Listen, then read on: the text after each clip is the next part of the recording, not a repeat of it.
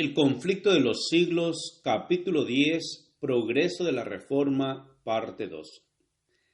Sin más tardar, arriesgó el viaje. Se hallaba proscrito en todo el imperio.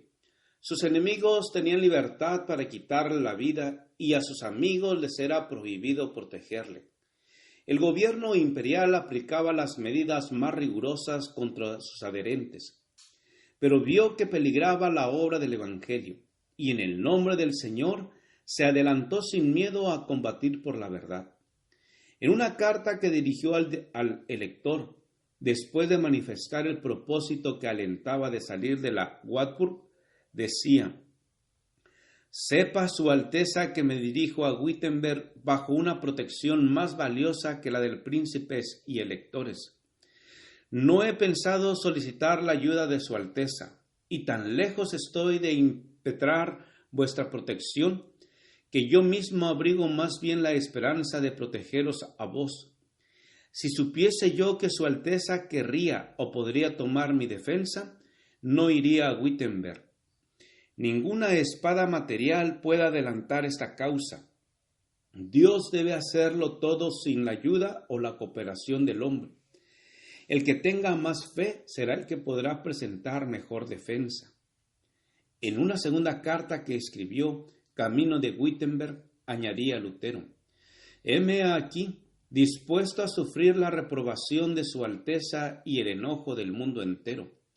¿No son los vecinos de Wittenberg mi propia grey?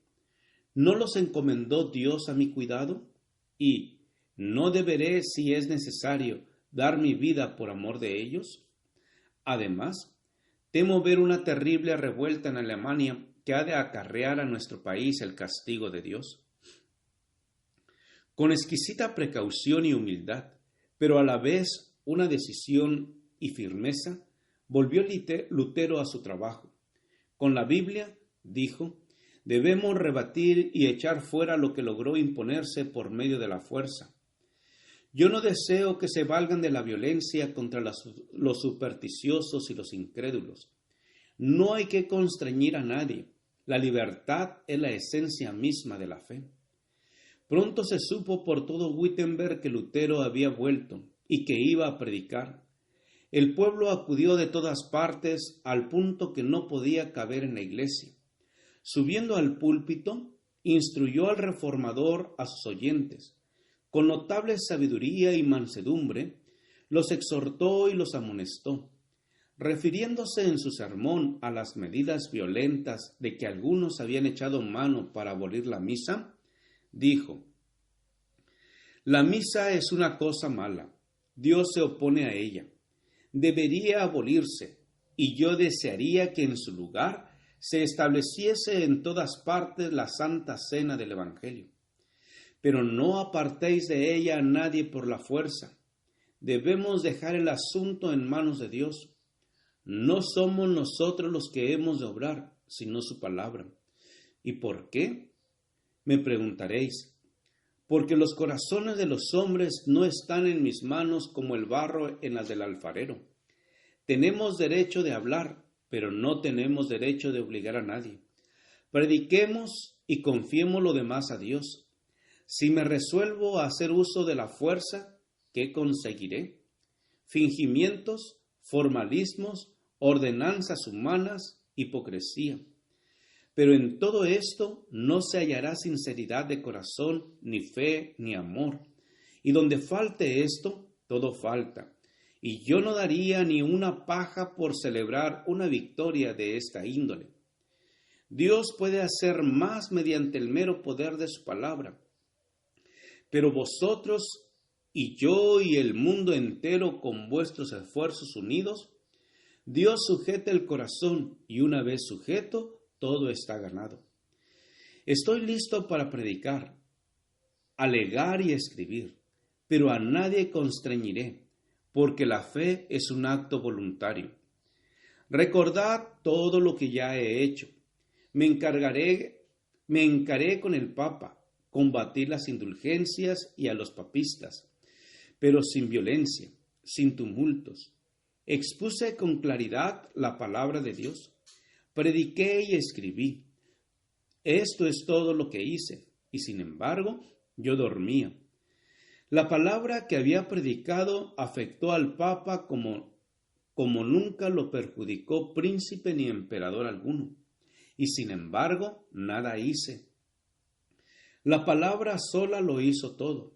Si hubiese yo apelado a la fuerza, el suelo de Alemania habría sido tal vez inundado con sangre. Pero ¿cuál hubiera sido el resultado? La ruina y la destrucción del alma y del cuerpo. En consecuencia me quedo quieto y dejo que la palabra se extienda a lo largo y a lo ancho de la tierra. Por 7 días consecutivos predicó Lutero a las ansiosas muchedumbres. La palabra de Dios quebrantó la esclavitud del fanatismo. El poder del Evangelio hizo volver a la verdad al pueblo que se había descarriado. Lutero no deseaba verse con los fanáticos cuyas enseñanzas habían causado tan grave perjuicio. Harto los conocía por hombres de escaso juicio y de pasiones desordenadas, y que pretendiendo ser iluminados directamente por el cielo, no admitirían la menor contradicción, ni atenderían a un solo consejo ni a un solo cariñoso reproche. Arrogándose la suprema autoridad, exigían de todos que, sin la menor resistencia, reconociesen lo que ellos pretendían. Pero como solicitasen una entrevista con él, consintió en recibirlos y denunció sus pretensiones con tanto éxito que los impostores se alejaron en el acto de Wittenberg. El fanatismo quedó detenido por un tiempo, pero pocos años después resucitó con mayor violencia y logró resultados más desastrosos.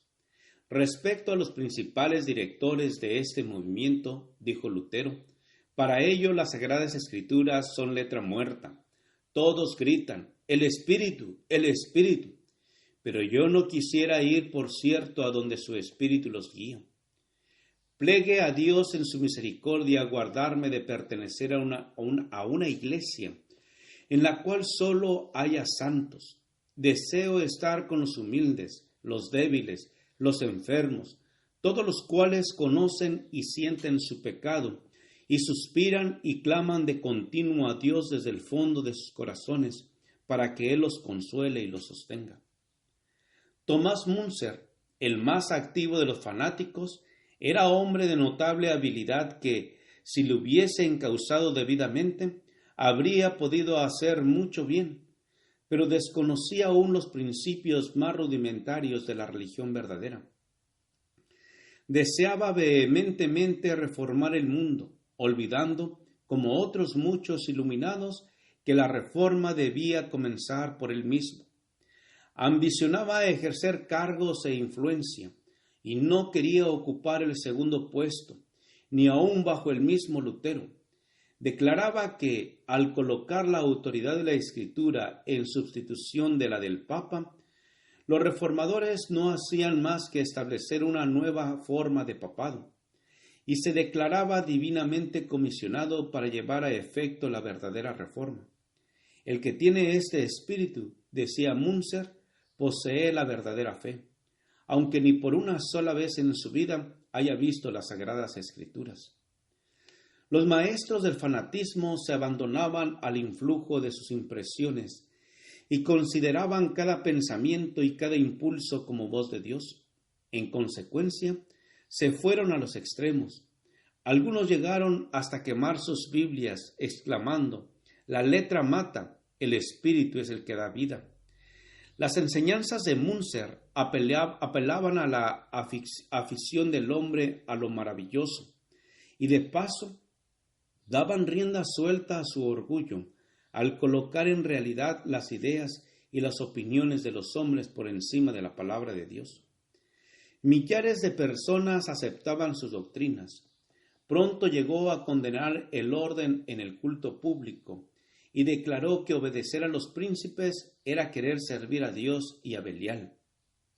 Gracias por escuchar este audio. Te invito a escuchar el siguiente capítulo.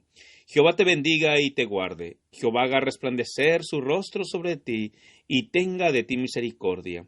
Jehová alce sobre ti su rostro y ponga en ti paz. Con aprecio, el pastor Juan Manuel Flores Espinosa.